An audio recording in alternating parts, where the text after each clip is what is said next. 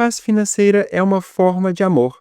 Não se trata de riqueza, mas sim de estabilidade emocional associada aos recursos que nós temos. Muita gente acaba achando que dinheiro é um elemento que deturpa a vida das pessoas, que é um elemento que gera uma série de prejuízos, que gera uma série de desafios. E essa crença limitante leva muitos de nós a tomarmos decisões não muito adequadas para a nossa vida.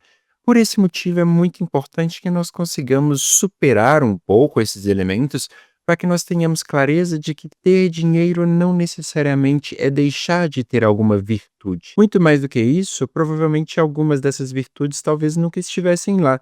E na prática, o dinheiro simplesmente reforçou aquilo que já fazia parte do indivíduo. Por esse motivo, o dinheiro ele não necessariamente traz prejuízos para o indivíduo. Ele simplesmente irá produzir esse efeito quando o indivíduo realmente não tiver o equilíbrio dentro de si. E quando nós falamos de paz financeira, nós não estamos falando de ter dinheiro para fazer qualquer coisa que desejar, mas muito mais de ter recursos para fazer aquilo que é necessário para trazer paz para a sua família. Além disso, muita gente acaba confundindo o fato de entregar bens materiais para alguém como um presente e símbolo de amor. Esse entregar bens materiais para alguém pode muito bem não gerar resultado algum. Conforme eu já falei, os meus filhos, por exemplo, muitas vezes eles preferem brincar com caixas, preferem brincar com coisas do cotidiano do que necessariamente brincar com brinquedos caros. Apesar disso, inúmeras pessoas continuam dando presentes muito caros que a gente simplesmente guarda no armário e ele nunca utiliza. E quando nós levamos isso para a nossa vida, geralmente nós temos uma situação na qual o indivíduo trabalha, trabalha, trabalha, trabalha. O excesso de trabalho faz com que ele tenha pouco tempo para o filho.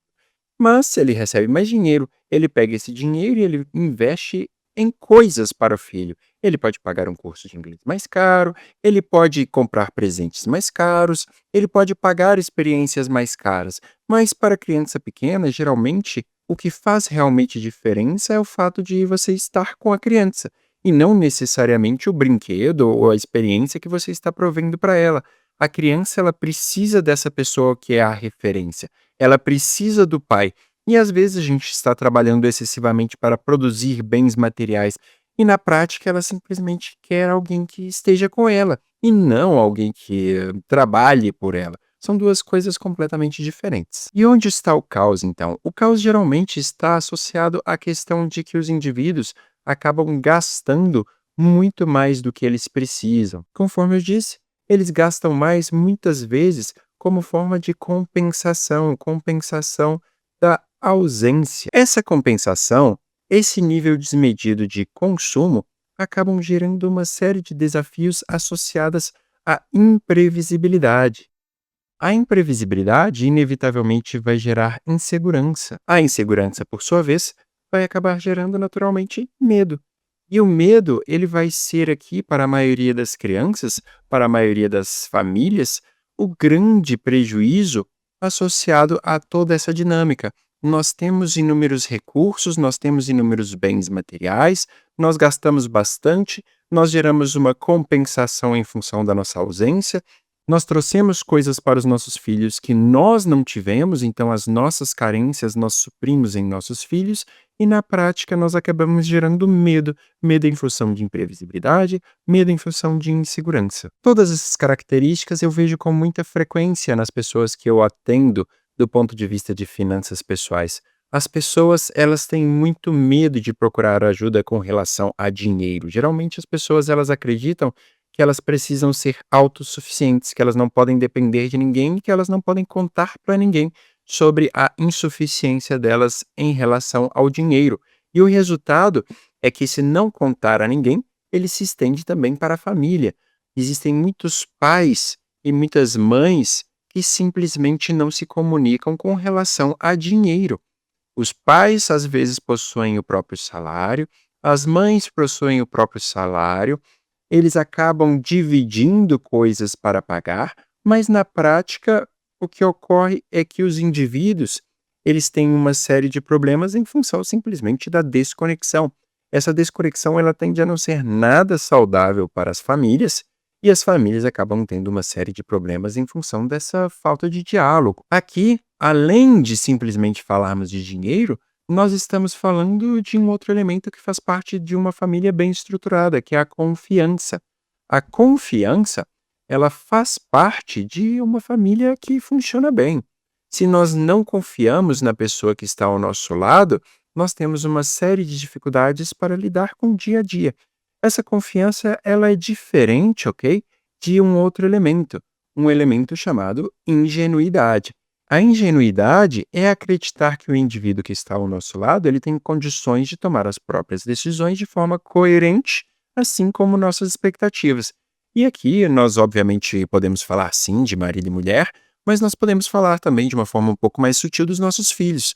Os nossos filhos, eles têm desejos que muitas vezes simplesmente não têm cabimento. Eles podem querer comprar coisas que simplesmente não terão utilidade ou que na prática nós não temos condições de pagar. E por esse motivo, se nós simplesmente aceitamos que o outro tem coerência conforme a nossa expectativa, o nosso desenho, obviamente, a gente acaba tendo uma série de problemas. Todos esses elementos, eles acabam gerando uma série de impactos. Dentre esses impactos, obviamente, nós temos impactos associados ao fato de que a ansiedade, ela sobe ao nível máximo, uma vez que eu não sei lidar com o meu dinheiro, eu não aceito ajuda para lidar com o meu dinheiro, eu não converso sobre os meus problemas, eu continuo fingindo que as coisas dão certo, e isso a gente vê com muita frequência acontecer com pessoas com um vício em jogo, por exemplo. A pessoa ela não ganha dinheiro suficiente, ela vê a oportunidade de ir lá em um jogo de cassino e colocar o dinheiro dela, e ela recebe um retorno de 200%, ela sai de R$ 50, por exemplo, para R$ 150 em um dia, em uma jogada. Caramba, agora eu vou investir 1.000. Aí ela sai de 1.000 e chega em 1.200. Agora eu vou investir 5.000. Aí ela sai de 5.000 e chega a zero.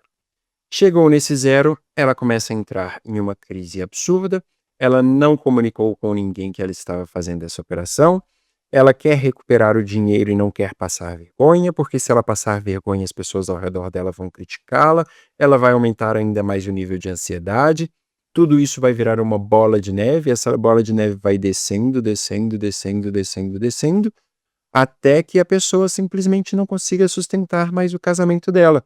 Então ela decide não contar para ninguém. Eu vou assumir aqui minha ansiedade.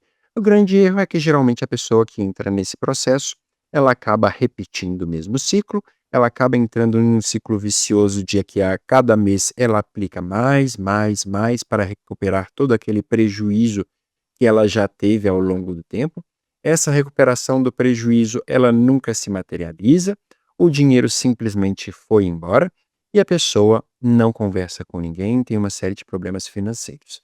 Então, um ponto muito importante: dinheiro não é algo que as pessoas aprendem na escola, dinheiro não é algo que faz parte do cotidiano, então busquem ajuda sempre que for necessário. Não tentem resolver os problemas todos da casa sozinhos, especialmente se forem pais. Os pais geralmente acabam tendo um nível de isolamento muito mais significativo, e esse nível de isolamento ele tende a não ser positivo para as finanças de vocês. Então vamos sair desse vídeo com 3 considerações simples que podem ser feitas por vocês. Busquem gerar uma organização.